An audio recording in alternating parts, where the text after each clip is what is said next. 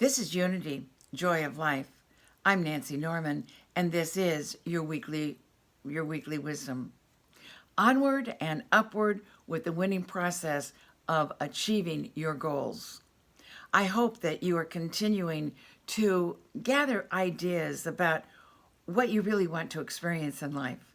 Gather ideas and write them down about what your goals are, what your dreams are, what your heart's desires are for this year 2020. Write them down. Now, let me be clear. When you write those down, those are your goals, your dreams, your desires, your intentions. Not Aunt Matilda or Uncle Charlie or your mom or your dad or your brother, your sister, your cousin, your friends. What do you want to experience in life? What do you want your life to look like? What do you want the year 2020 to look like for you? Write them down. This is a gathering time. This is a gathering time. Hopefully, and to write those things down. Hopefully, you've completed last week's assignment, and that was writing down all the things that you're grateful for.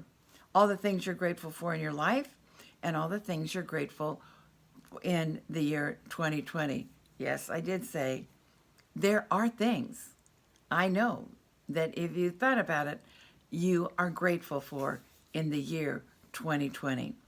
So I'm hoping that you completed that, because that's the first thing that we do, or at least that I do at the first of every year. I write down all the things that I've been grateful for the previous year.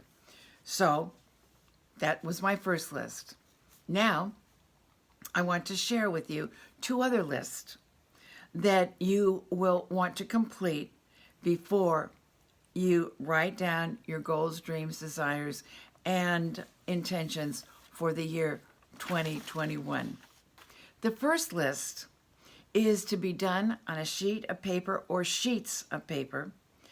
And at the top of the list, or at the top of the paper, write things I want to release and let go of.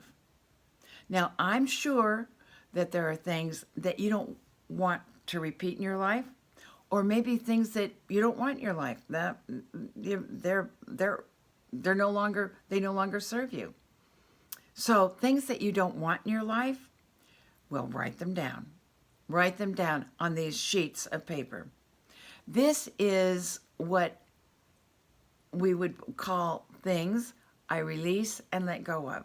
Now, I just want to share with you how that may look. For me, I wrote down, I, Nancy Norman, release and let go of all thoughts, ideas of sickness, ill health, or COVID-19.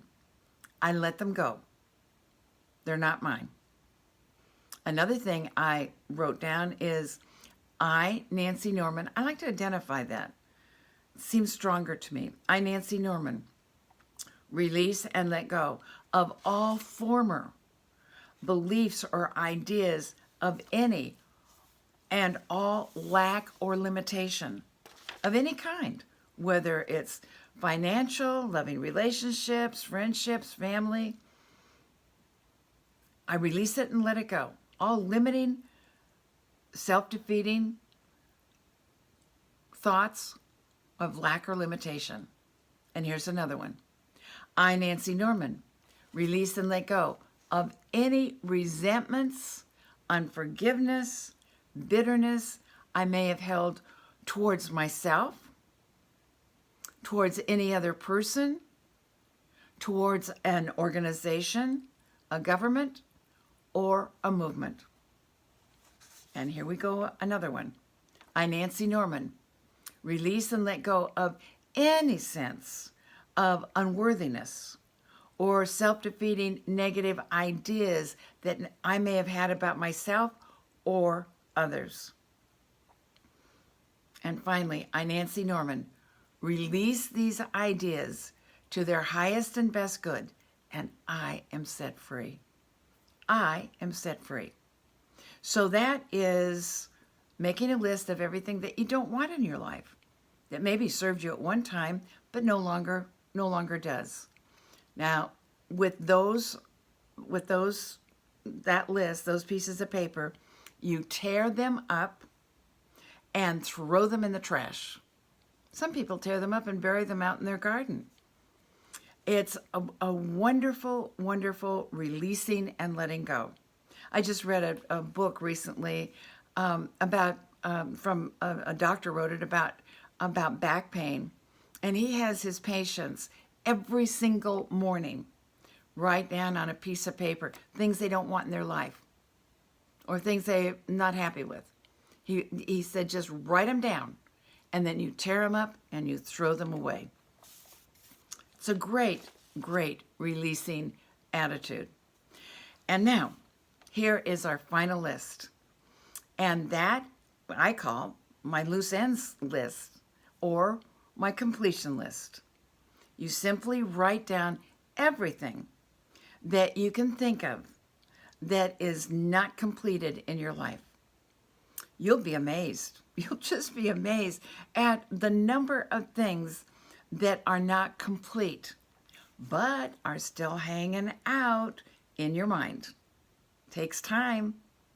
You're dwelling on those things that aren't complete rather than looking at what you, in a forward movement, what you are experiencing, what your life is going to be looking like. So maybe, the things you haven't completed, maybe there's maybe there's something in relationships. Maybe there's some forgiveness you have to do. Or how about that cluttered closet that you have been going to clean out for years? Or the garage, or that one drawer, the cluttered drawer. Maybe that needs to be cleaned out. Maybe that needs to be completed. We all have something. Well, this is the time to do it, to clean it out. Clean out whatever is not complete, or make a list of what is not complete and get it done. I've been amazed at some of the things that have appeared on my list that has been taking my mental energy away from what I want to be achieving. Catherine Ponder, in her book, The Dynamic Laws of Prayer, writes, prayers don't seem to be answered.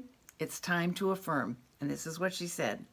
The finished results of Jesus Christ now manifest in this situation for the good of all concerned. This is the time of divine completion. Oftentimes, what stands between us and answered prayer is simply things that have not been completed. It frees the mind. It frees the soul. It frees every part of our life. Okay, that's it. Make a list of the completion, check them off, and the miracles begin to happen. I invite you to work on these two lists, and next week we will be talking about your goals, your dreams, your heart's desires, and your intentions. God bless you, and have a wonderful, wonderful week.